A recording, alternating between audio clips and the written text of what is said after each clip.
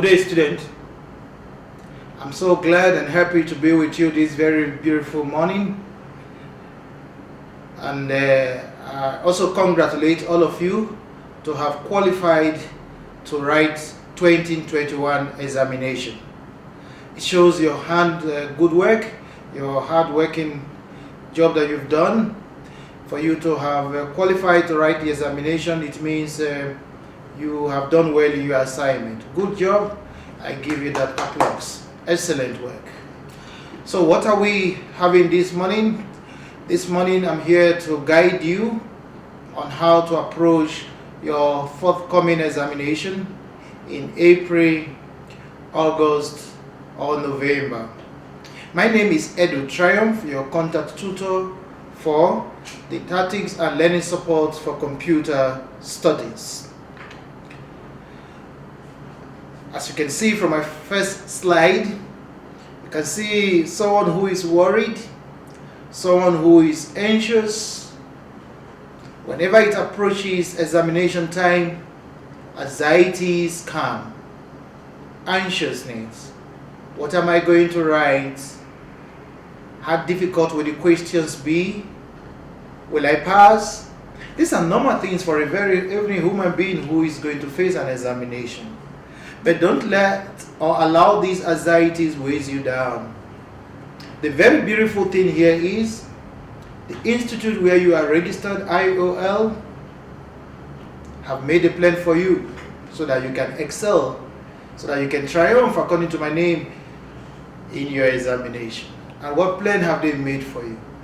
They have appointed me to guide you throughout this period.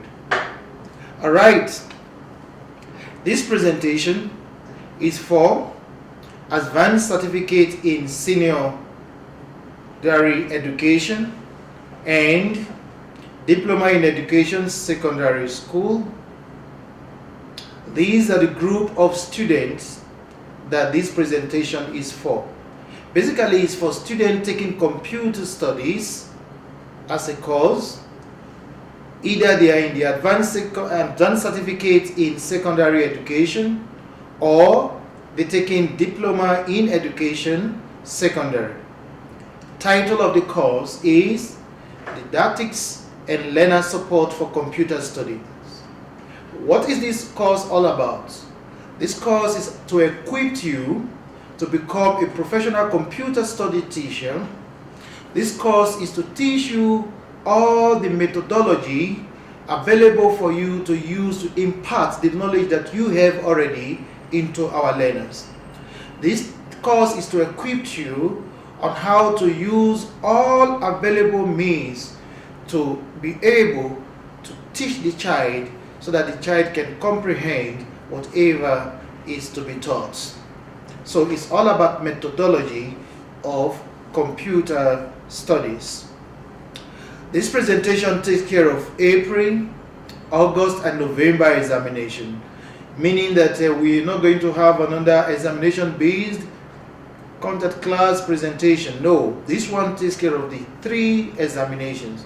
So whichever exam you are going to write, whether you are going to write April, or you are going to write August, or you are going to write November, the same presentation is there for you. As I said in my intro, this presentation is to guide you. It is not a scope. We don't give scope to students at IOL. We don't tell you, hey, listen, this is the only subtopic you must read. Do not read this topic, read only this topic. No, we don't give specific topics only. We equipped you in all the topics in your module. All right? When you get the question paper in the examination hall, you will be required to answer all the questions. Please read the instruction first. Read first the instruction. Okay? Don't always be in a hurry to answer the question. You see, instructions is the first examination you face. Something else, there will be a practical sections. The practical section will be based on Microsoft Excel or Access. You will be provided with a computer and a printer. I read it again. There will be a practical section. The practical section will be based on Microsoft Excel or Access or combination of both. You will be provided with a computer and a printer. What does it mean? Your question is divided into two sections. There is the theoretical section where you write, and there is going to be a practical section. In the practical section, you are going to answer a question to be given to you on a computer and have it printed out. And that is going to be based either on Excel or Access or combination of both of them. Why is this very necessary? As I told you, in Computer Studies 2 or Computer Studies 1, one of the very most important aspects of your duty as a computer studies teacher is to teach learners practicals. It's a subject that is practically driven. Hence, you as a computer study teacher, you must be equipped on how to deliver in the classroom when you start your career as a computer studies teacher. Another very important aspect of the computer studies syllabus at the secondary school level is the coursework. The coursework most of the time is the creation of a database to manage a given system. And most of our learners at the secondary school level, they use Microsoft Access. So you must be equipped on how to work on Microsoft Access. Furthermore, when you talk about the examination in that secondary school level, Microsoft Access, Microsoft Excel are required and compulsory question that comes out every year. So the better we equip you with it, the better it is for your career and for the future of our learners at the secondary school level. All right, let us now go into the integrities of the examination.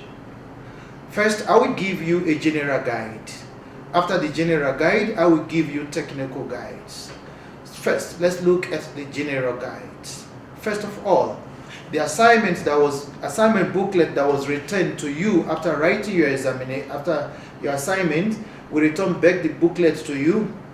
Now, in that assignment booklet, there are questions perhaps you did not answer well. Now, what should you do?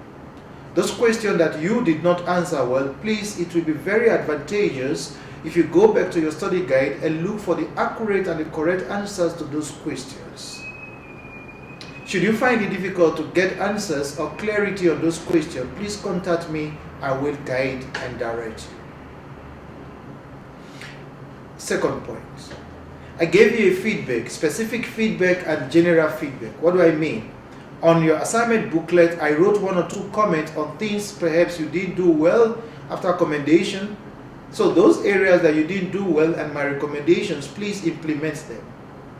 And again, I gave a general feedback for all the students. Now, the general feedback is a summary of things that students generally did not do well, things that generally students did not do to an expectation. So the feedback contains, number one, things that students did wrong, things that students did not structure well, and recommendations, suggestions on how to do them well. Please implement them, read them and implement them. They will help you. They will help you to avoid repeating such mistakes or similar mistakes during the examination. Another point generally that would be of help to you in your examination is that you should download past examination question papers. Why is this necessary? As a soldier going to war, studying of your territory is a very important aspect of your victory. So if you study your territory, know everything about your territories and the escape route and other areas, then you'll be better equipped to foresee dangers that might come your way. Now, if you download past examination question papers, then it will open your eyes and equip you to know these are the areas questions normally come from. Number one, you will see how the questions are being structured. So you won't be taken by surprise when you see the question in the examination hall. So download past examination question papers and try to attempt them and see how the questions are always scheduled. Another thing is that, do you know your course outline? Do you know all the topics in your module? It's good to know. If you don't, then it's like going to the church without the Bible. So it's better for you to get your course outline and your module and see these are the topics that are there and the expected learning outcome so that you can better prepare it. Now let us go into the technicalities of the question paper, computer detectives and learner support. For example, if a question comes like this: discuss any 3 advantages of using learner-centered approach in teaching and learning computer studies. Discuss any 3 advantages. Number 1, we are focusing on the advantages. Number 2, only 3 points we need. What do we mean by learner-centered? A learner-centered approach, it is when the learner is the one that is mostly involved in the teaching process. So the teacher do very little, then the learner is strictly involved in the teaching process. Now, what are some of the advantages of using learner support? So in answering this question, what must you do? You should identify the advantages, and there should be only 3. Discuss each of the advantages. Discuss each of the advantages, because the question says discuss. If you don't discuss, then you will earn only 1 mark. Then you should give an example in your discussion. Give an example in your discussion. So for you to earn your full marks, let's assume this question is 3 marks per 1. If you give me only the fact, if you give me only the point, you will have only 3 marks. So 1 mark for the point, 2 marks for the discussions and examples. Let us look at something else. The methodology of teaching learners computer skills. Talking about how to teach learners computer skills. One of the things you should do, which is very important, I have just mentioned, is to apply learner-centered features in your lesson. You see, you must have been taught in your educational courses that if you go to a class as a teacher and you are the only one talking, it does not really help the learner. Okay? Learner support or learner-centered teaching engages learners in the difficult and involve them in the area of learning. Okay? So you must go back to your study guide and read about learner-centered methodology of teaching the learners at the secondary school level. Something else that I want you to pay attention to is that setting up a computer laboratory. There are different types of layouts that can be used to set up a computer laboratory. One of them is the U-shape. Now we can ask you in the examination to discuss various layouts of setting up a computer laboratory. The U-shape is just one of them. So you should be able to draw the layout and able to discuss the layout. You should be able to draw the layout and be able to discuss the layout. The U-shape is just an example I used here. It does not mean that that is the one that I'm going to ask you in the examination. Now, in your study guide, in your course outline, you must have heard about expert system. Now, what is an expert system? I'm not here today to teach a content base. What is an expert system? What are the components of an expert system? What are the advantages of an expert system? What are the disadvantages of an expert system? So, I can ask you, which methodology do you think is the best to teach expert system? So before you can be able to understand or use which methodology that can be used to teach an expert system, you must understand what is an expert system. Before you can adopt a particular methodology to teach a particular subject, first you have to understand that subject. Is it experimental method that should be used? Is it learner-centered method that should be used? But you have to understand first the topic. So an expert system is a computer system that emulates the decision making of a human being expert.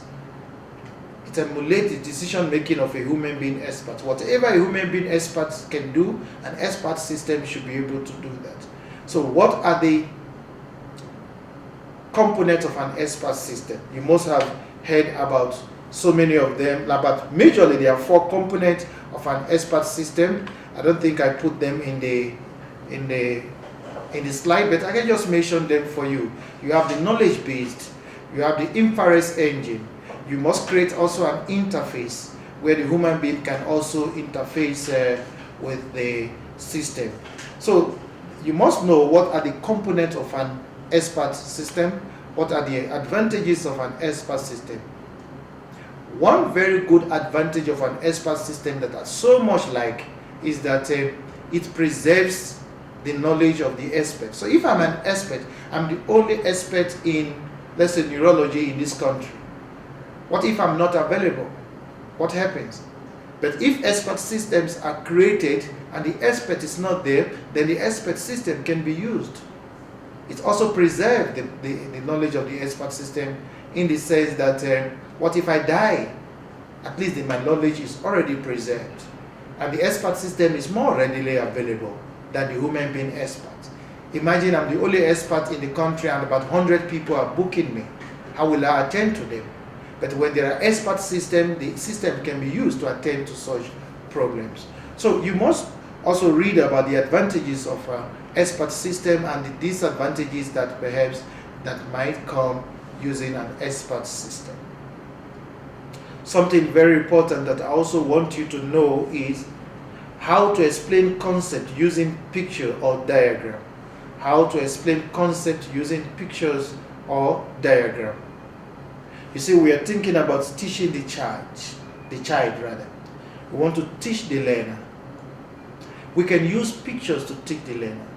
Do you know that pictures can stay in your brain longer than when I talk?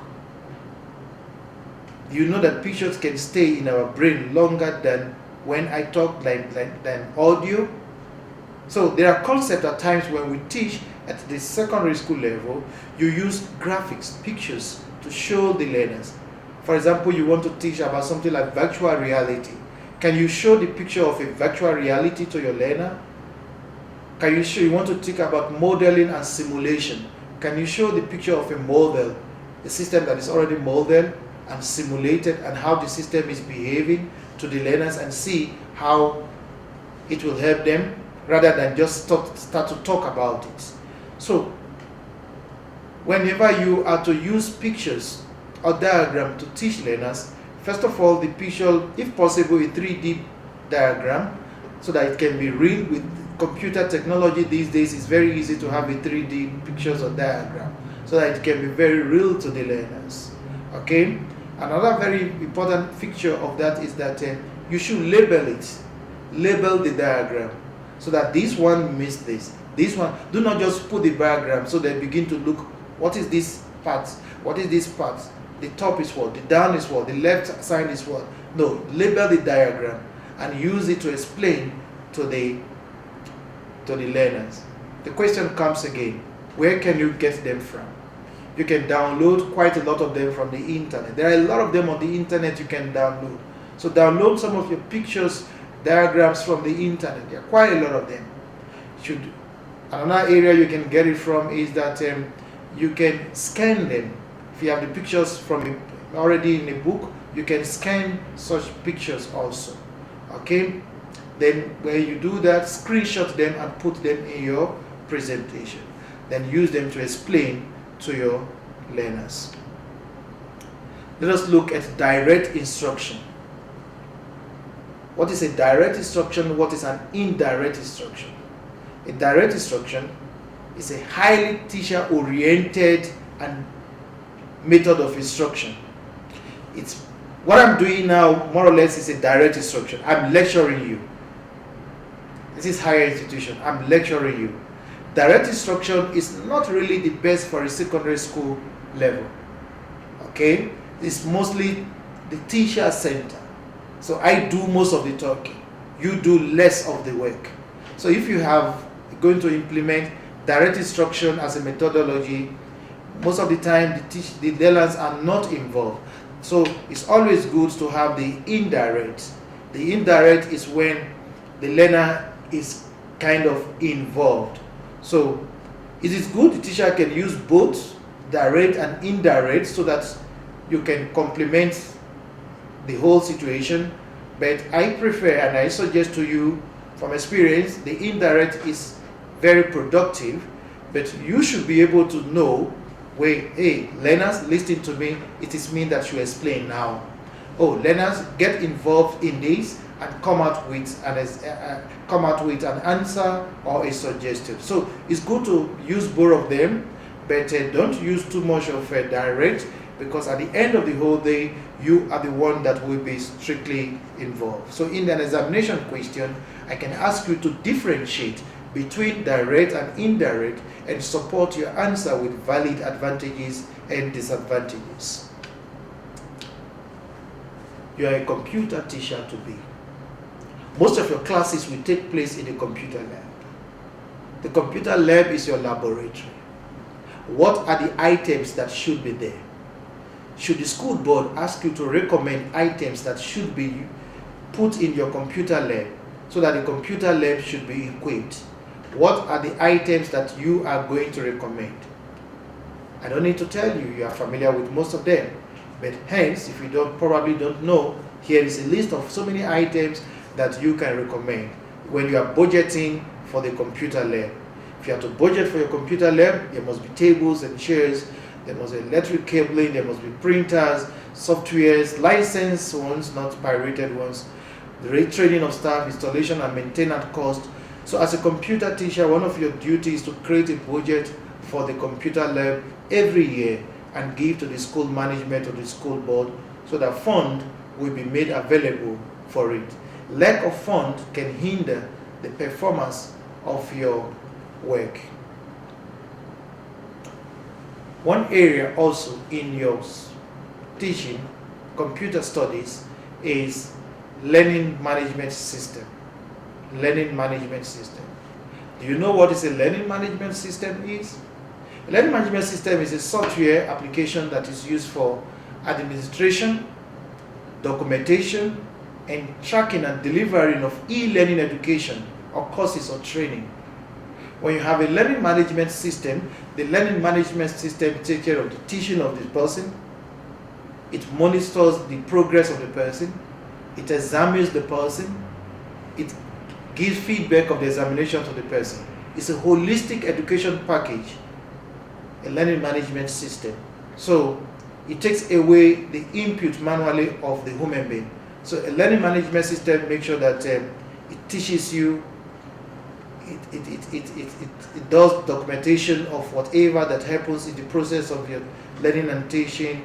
It examines you, it gives you feedback, a whole lot of things that are there. Now, with the outbreak of COVID-19, a lot of schools these days adopted a learning management system. So as a computer science teacher, most of the school management and school board will depend on you as a technical advisor on ICT on education to advise them on how to use things like learning management system. So apart from academics, apart from reading about learning management system so that you can pass your examination, please, I want you and advise you to get familiar with various learning management systems available and see how you can advise your schools on how to use learning management system. And you know, if you are to advise people to use a particular system, you must tell them the advantages. If you are to advise people to use a particular system, you must tell them the advantages that comes with it. So what are the advantages of using learning management system? I've listed quite a lot of them, but you can study them and get familiar with advantages of learning management system. Let us talk about something else here, which is called classroom management and discipline. Classroom management and discipline. Now, one other area that we should also look at is classroom management and discipline. This is a very important aspect of your teaching and learning process. No matter how effective or good you are in that subject, if discipline is not maintained in the classroom, or the classroom is not well managed, whatever you must have prepared from home, you will not be able to deliver it effectively. So you must know the techniques on how to manage your classrooms and how to instill discipline to the learners. As I told you in Computer 2 or in Computer 1, I think it's almost 24 years now in teaching computer studies. You see, at times you must have prepared very well from home. You get to class, one particular child also prepared from home. What did he prepare from home? I am going to disturb this teacher today. You prepared from home to come and teach. That child also prepared from home to come and disturb the class. Keep quiet, he continues. Do this task, is not ready. And as you know, as a teacher, you must have what is called self-control. Now the question is, we are not here to talk psychology. The question here is, how do you manage your class in the computer lab specifically? How do you discipline students, learners in the computer lab? What are the measures that you have to put in place? The first thing you should do is, at the beginning of the term, when school starts, the very first day, tell the learners all the laid down rules and regulations and their consequences. And don't be surprised, unfortunately, from experience, I said unfortunately, and just very few cases, there are parents that might not want to listen to your aspect of the story. You see? So, for you to justify your action from the beginning, day one, when school starts, beginning of the year, first term, have all the rules and regulations of the computer room read to all the learners, give them a copy, and let them have a copy with them, and have one copy pasted on the wall in the computer lab. The rules, the consequences. You must not eat in the computer lab. If you do this, you must not fight in the computer lab. You must not watch pornography in the computer lab. You must not send unnecessary email using the school computers. So put down the rules and regulations and the consequences should they do it. And the consequences should they do it. Then you know already, if you do this, this is what I'm going to do. Okay? And how to, one other thing that is quite very important is, it's quite very interesting and important and easy to teach computer studies. Engage them on the system. Engage them. Have what's called independent learning. Engage them on the system with so many tasks that can keep them busy. When you teach, you have what is called learning objectives. We call it learning objectives at the secondary school level. The learning objective. At the end of this lesson, these learners should be able to, number one, create a web page. Number two, link the web pages. Number three, you have learning objectives. Now, how do you know the learners have achieved those objectives, or you have achieved those objectives? That is where we'll talk about assessment, which is a very important factor in education assessment. So we have what is called formative assessment and summative assessments. Formative assessment and formative assessment. Formative assessment is the one that is ongoing, okay, during the course of the year or the course of the term. And that includes your assignments, your task, your homework, you see. And one very good important of the formative assessment is that it gives you a feedback of how your learners are doing. Why am I trying to explain this to you? I'm not just preparing you to pass your examination. You must know why. All right? I'm not just a teacher, a lecturer that just wants you to pass your examination. No. Now, when you teach a particular topic, then you give a homework or a topic task. Now, the learners return back the topic task or the homework. Please make sure you mark. Make sure you mark. Mark, then you will know if they really understand or not. Because it's very easy to ask students when you teach, do you understand? Yes. No student will tell you no. Most of the time they will tell you yes. Except the naughty ones, I will tell you. I remember a student of mine will say, do you understand? He will say no. Then you ask the student, what you don't understand? He say everything. He say everything. So you wonder, where do I start from? Because he said everything now. So what you do is that when you give them the test, the formative ones, you will know that, oh, this child, out of 10 learners that I have, only 5 got this correct. The remaining 5 did not get this correct. You have to look for another methodology of teaching them again. If you don't, if your formative assessment is not okay, you have problem with your summative assessment. Because understanding of one topic leads to the understanding of the next one. Let me give you an example in computer studies. There is a topic we call sensors, which you know, sensors. Now, if a child does not understand very well what is sensors, by the time you want to teach a topic called control and monitoring system, then you are going to have problem because you are going to use that word sensor so many times while teaching control and monitoring system. Do you understand that now? So you giving a test on sensor, making very sure that the learners understand what is sensor, then it will help you. Then summative is the one that is done at the end of the year. You see, the one that is done at the end of the year to grade the learners and probably also to evaluate them. Now, whenever, look at this sample question. State the advantages of giving examination or assignment feedback to learners. Why do you want to give feedback? What purpose does feedback serve? It motivates the learners. When you give a feedback, the learners are happy. Oh, I did this very well. It motivates them to do more. Besides that, when you have to give feedback to learners, please tell them you have done well, you have done your best. But your best is not the best. Nah? Tell them you've done your best, but your best is not the best. Those that have done assembly very well, commend them. Give them a star.